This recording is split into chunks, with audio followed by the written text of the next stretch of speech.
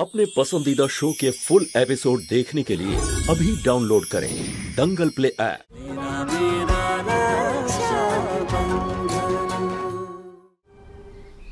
अरे बोका गाधा निर्बोध সবকিছু গন্ডগোল করে দিলি তুই। হ্যাঁ, তোকে বলেছিলাম না অন্য বেশে এসে পুলিশের উপরে হামলা করবি, কি করলি?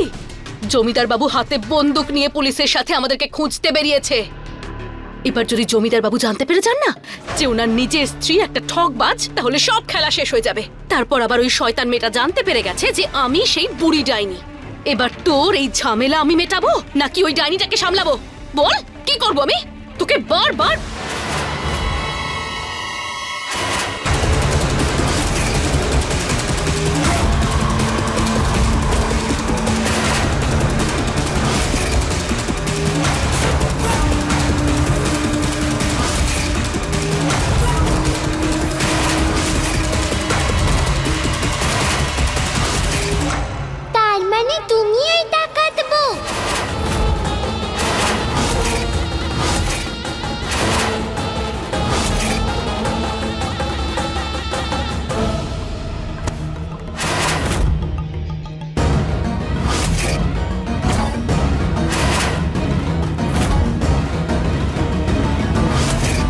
হ্যাঁ, আমি সেই ঠকবাজ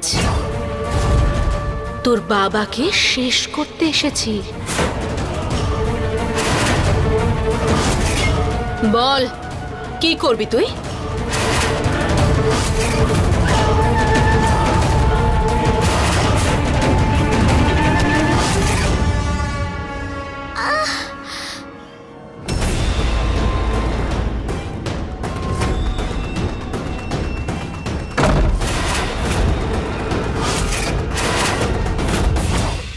চাঁদনির যে কত রূপ আছে তুই জানিস না।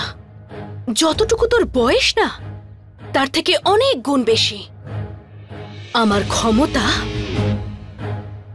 তোকে কষ্ট দেওয়ার। কিছু মনে করিয়ে দেব? তোর সেই ছেলে ধরাটাকে মনে আছে? সেই মোড়ের মাথায় যার হাতটা তুই কামড়ে দিয়েছিলিস?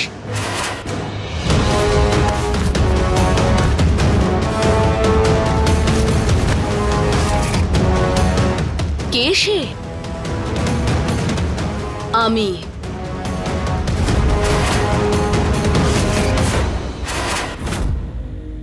ওর হাতের মধ্যে একটা চিহ্ন ছিল না এখানে? কোথায় গেল সেটা? মুছে ফেলেছি। আরো একটা কথা মনে করাবো তোকে। ওই যে পুরো বাড়িটাতে আগুন লেগে গেছিল আমার সোনা, সেই আগুনটা কে লাগিয়েছিল? তোর চাঁদনি মারে।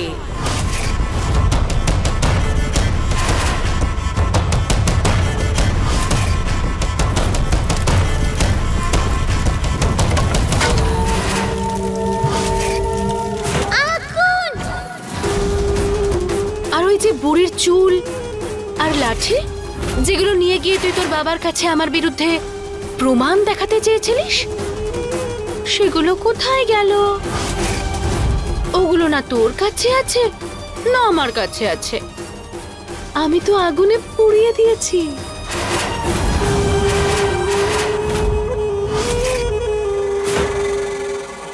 তোর পরিবারে যা যা বিপদ হয়েছে তার কারণ আমি।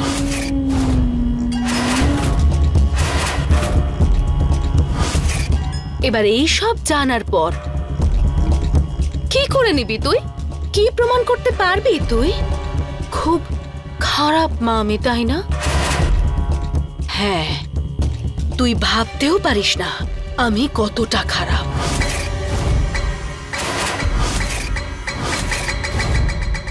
আমার মনের মধ্যে খারাপ ছাড়া কিচ্ছু নেই, বুঝতে পেরেছিস? বোকা মেয়ে, সব জানতে পেরে গেছিস তো আমার ব্যাপারে। এবার কি করবি? এবার গিয়ে তোর বাবাকে বলবি বুঝি বল। নেকড়ে এসেছে, আমার পালে নেকড়ে পড়েছে। কিছুই পাওয়া গেল না, কিচ্ছু পাওয়া যাবে না। ও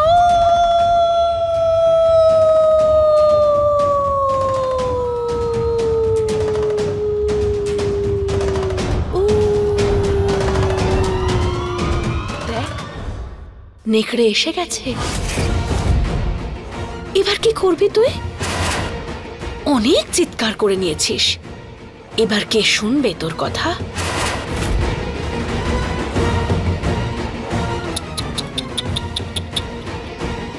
কোনো প্রমাণও তো নেই তোর কাছে। তোর বাবাকে শেষ করতে এসেছি আমি, সব লুট করে নিয়ে যাব। তুমি খুব বাজে, খুব খুব খুব। আমি জানি না যে আমি কি করব, কিন্তু তুমি যেটা চাও সেটা আমি কিছুতেই হতে দেব না। কারণ আমার বাবা বলে যে আমি এই বাড়ির কবচ, আর আমি আমার বাড়ির লোকেদের সাথে কোনো খারাপ হতে দেব না। ঠিক আছে, দেখা যাক কে জেতে। চুরি আমার রক্তে রয়েছে, চুরি তো আমি করবই। সহস্র লোককে লুট করে এখানে এসেছি আমি, তাহলে দেখা যাক কে জেতে। রোশনি এবারে ঢাল নাকি আমি?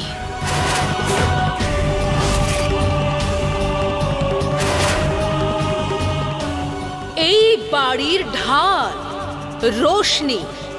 আটকাতে পারলে আটকে নে।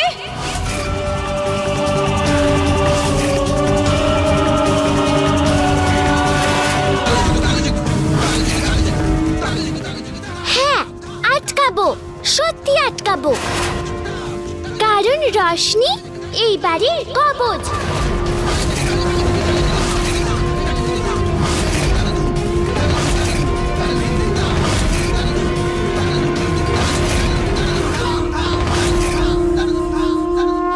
ইন্সপেক্টর, এটা ফুলের সম্মানের ব্যাপার, আর যে একজন নারীর মান সম্মান নিয়ে খেলা করার চেষ্টা করেছে না, তাকে সেই পাপের শাস্তি পেতেই হবে।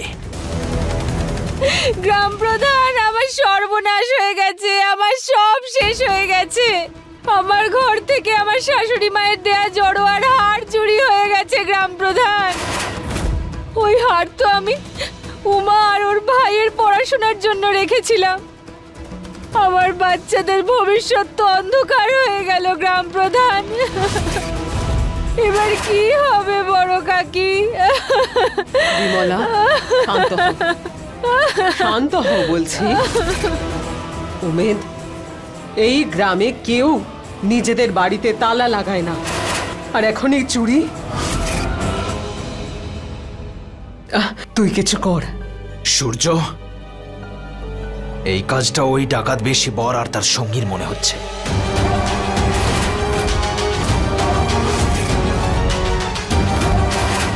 যতদিন ওরা এই গ্রামে থাকবে, এভাবেই একের পর এক চুরি হবে। ওই দুজনকে ধরাটা খুব প্রয়োজন। বাবা, আমি বললে তো তুমি বিশ্বাসই করবে না যে ওই ডাকাত বউ চাঁদনি মাস সেজে আমাদের বাড়িতেই লুকিয়ে আছে।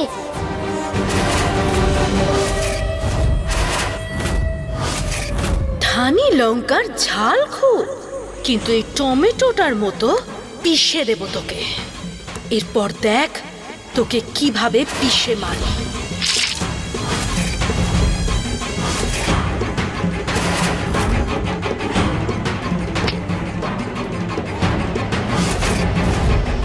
আমিও সেটাই ভাবছি যে বিমলার বাড়িতে চুরি, এ নিশ্চয়ই ওই জুটির কাজ।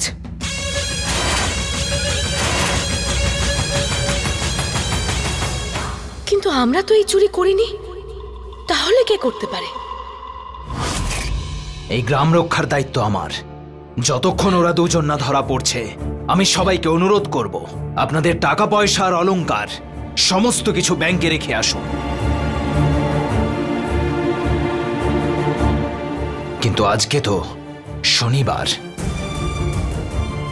এ কাজ তো সোমবারের আগে হবেই না। কিন্তু উমেদ, কাল আর পরশুতে যদি চুরি হয়ে যায় তাহলে তার দায়িত্ব কে নেবে বল?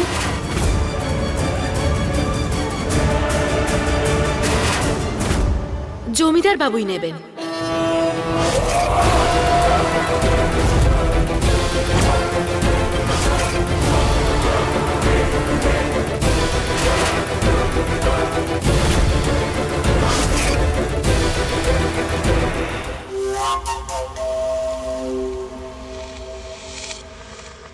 জমিদার বাবুই নেবেন। জমিদার বাবু বললেন না যে গ্রামের দায়িত্ব শুধুমাত্র ওনার, তাহলে গ্রামের সবার গয়নার দায়িত্ব উনিই নেবেন আর জমিদার বাবু তার দায়িত্ব পালন করবেন, তাই না জমিদার বাবু? আমি ঠিক বললাম তো?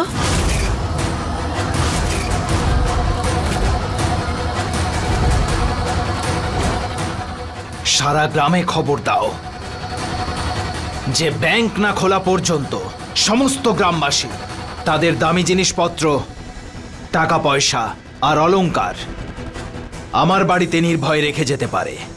আমি দায়িত্ব নিচ্ছি।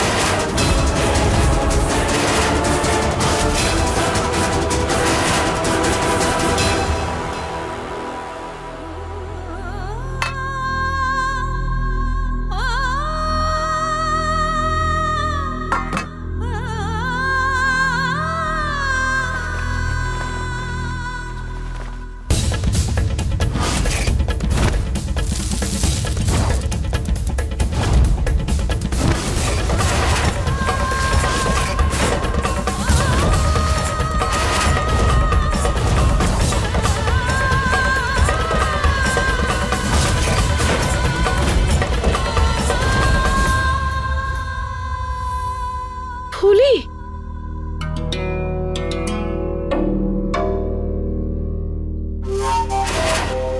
আমি জানি তুমি যে মনে কত কষ্ট পেয়েছো, তাই এই কষ্টের সামনে কিছুই না।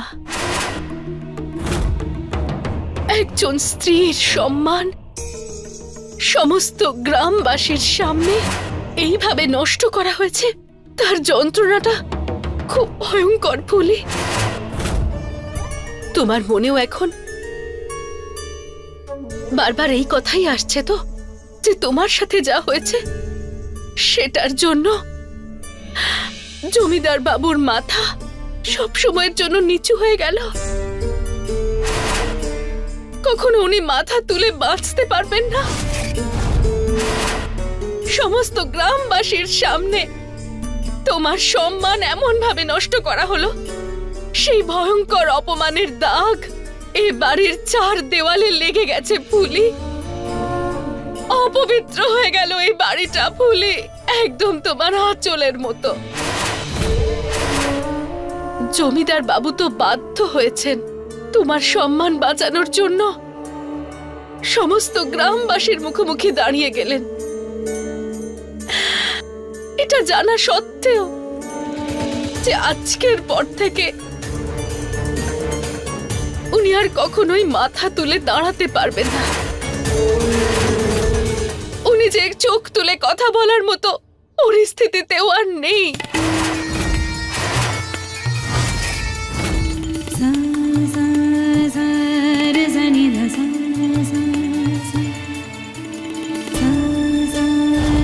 জমিদার বাবু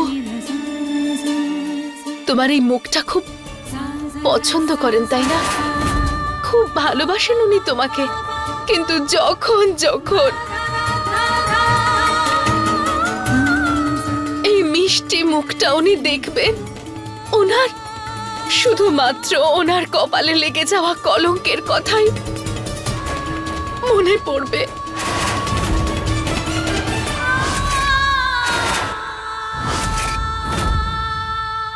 তুমি তো জানো ফুলি,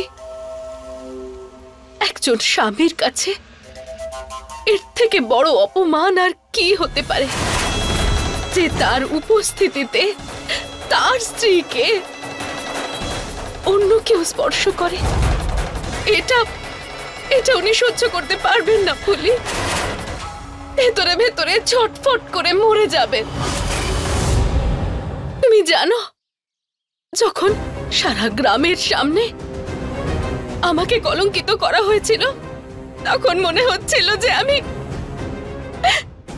নিজের গায়ে আগুন লাগিয়ে দিই, কোথাও গিয়ে আত্মহত্যা করি, শুধু এই সব মানুষগুলোর থেকে দূরে চলে যাই।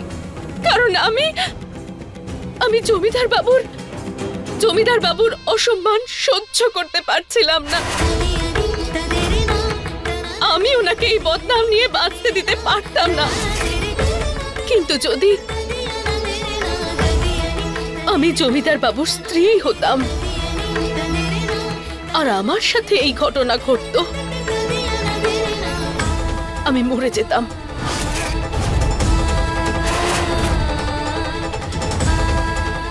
আমি নিজের গায়ে আগুন লাগিয়ে দিতাম। কিন্তু জমিদার বাবুকে কখনো অপমানিত হতে দিতাম না। আমি খুব খুশি হয়েছি তুমি আমার মতো এত দুর্বল মানসিকতার নও। অনেক শক্তি আছে তোমার মধ্যে। আমি এসব কিছু সহ্য করতে পারতাম না।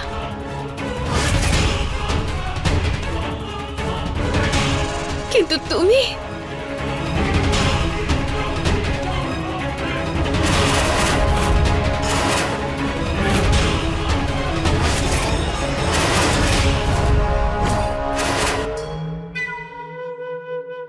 लूट लूंगी।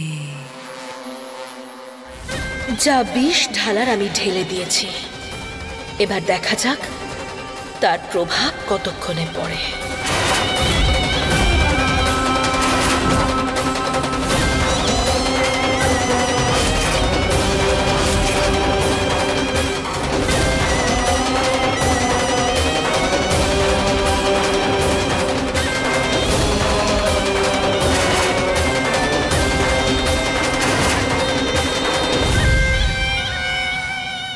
চাঁদনিমা কত বাজে মানুষ।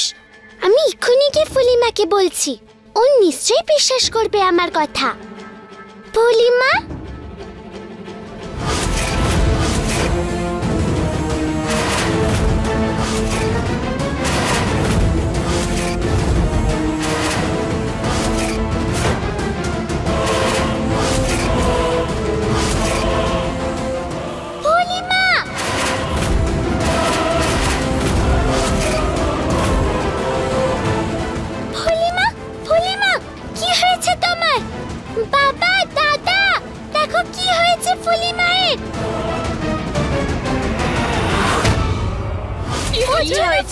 কি হয়েছে?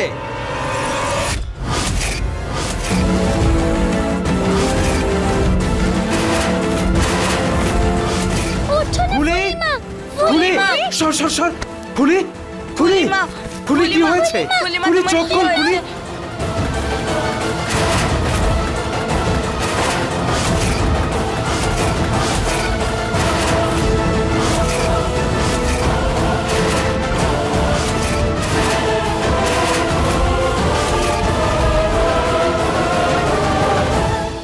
ফুলি, এসব কি করেছিস তুই? মাথা খারাপ হয়ে গেছে তোর? ওঠ ওঠ ওঠ ওঠ ওঠ ফুলি, ওঠ। কি হয়েছে? এটা দেখে ভীষণ খুশি হয়ে যাবে ও, দেখো। ফুলি, কি হয়েছে ফুলি? পরে বলছি ভীম, এখন ওকে হাসপাতালে নিয়ে যাওয়াটা বেশি জরুরি। সরো, রাস্তা ছাড়ো। এসো ভীম। চলো চলো চলো। না ফুলি, ফুলি না। চাঁদনি, তুমি বাচ্চাদেরকে দেখো। হ্যাঁ, আমি দেখছি। ভীম, ডাক্তারকে ফোন করো। ফুলিকে ডাক্তারখানায় নিয়ে যাচ্ছি। ফুলি বিষ খেয়েছে, এক্ষুনি যাচ্ছি। তুমি ফোন করো। হ্যালো, হ্যালো ডাক্তারবাবু, ফুলি বিষ খেয়েছে। ছাড়ো আমায়, ছাড়ো। শিবরাজ, মার কাছে যাব। রোশনি, ছাড়ো, ছাড়ো। ফুলিমা, শিবরাজ, বাবা, ফুলিমা, মা, বাবা। না ফুলি, ফুলি না, তুই আমাকে ছেড়ে যেতে পারিস না ফুলি। দেখ, একবার আমি এই কষ্ট সহ্য করেছি, আর পারবো না। তুই অন্তত বাচ্চাদের কথা ভেবে যাস না ফুলি। না ফুলি, আমাদের ছেড়ে যাস না ফুলি। প্রধান বাবু, ডাক্তার বাবু বললেন যে ফুলিকে জাগিয়ে রাখতে। ও যদি অজ্ঞান হয়ে যায় তাহলে আর ওকে। ফুলি, ফুলি, ফুলি চোখ খোল, ফুলি চোখ খোল, ফুলি গাড়ি বের করো এক্ষুনি। রোশনি দাঁড়া, শিবরাজ দাঁড়া। না, আমি থাকবো না, আমি ফুলি মায়ের সঙ্গে যাবো। রোশনি! ছাড়ো আমার চাঁদনি মা। আরে ওর হাত থেকে বাঁচার জন্য আমি বিমলার বাড়িতে গিয়ে লুকিয়ে পড়েছিলাম, আর ওখান থেকেই এই সুন্দর হারটা আমি নিয়ে চলে এসেছি। এটাই কারণ যে বিমলা কাঁদতে কাঁদতে সবাইকে নিয়ে এখানে চলে এসেছিল, আর প্রধান মশাই গ্রামের দায়িত্ব নেওয়ার জন্য নিজেকে বিপদের মুখে ঠেলে দিলেন। এবার কাজের কথা এটাই চাঁদনি রানী, যে তোমার থেকে বড় ডাকাত আমি, বুঝলে? এই, আমার পরিশ্রমটাকে চ্যালেঞ্জ করিস না।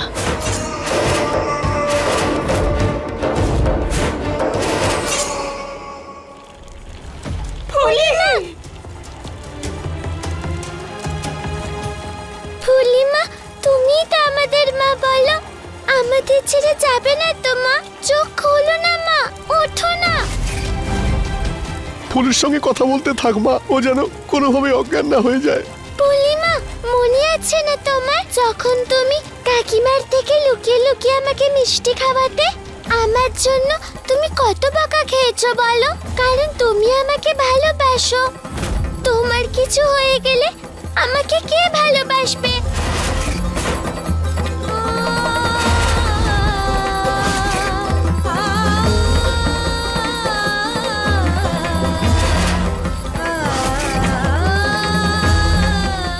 পূর্ণিমা, তোমার মনে আছে যখন আমি ভয় বিছানা ভিজিয়ে ফেলেছিলাম, তখন তুমি তো নদীতে আমার কাপড়ের চাদর ধুয়ে দিয়েছিলে না? মায়ের মতো তুমি আমাকে ছেড়ে যেও না। তোমার রোশনি, দাদা, বাবা সবাই তোমাকে খুব ভালোবাসে।